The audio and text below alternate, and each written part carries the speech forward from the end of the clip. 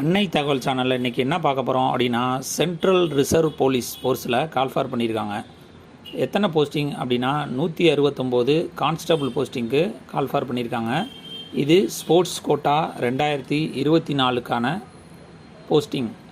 Educational qualification என்ன இருக்கணும் அப்படின்னா, மெட்ரிகுலேஷன் 10th முடித்தவங்க, மினிமம் 10th முடித்தவங்க இதுக்கு விண்ணப்பிக்கலாம் அப்படின்னு சொல்லியிருக்காங்க.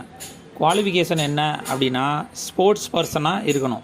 ஸ்போர்ட்ஸ் பர்சனுங்கிறது of merit both junior and senior level, இது 2 லெவலில் இருக்கவங்க இதுக்கு விண்ணப்பிக்கலாம் அப்படின்னு சொல்லியிருக்காங்க.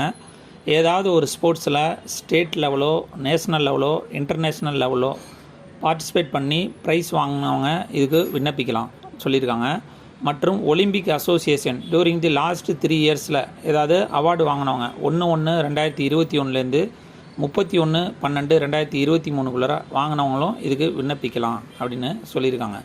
வயது வரம்பு என்ன அப்படின்னா, 18லேருந்து 23 வயசு இருக்கவங்க இதுக்கு விண்ணப்பிக்கலாம் அப்படின்னு சொல்லியிருக்காங்க.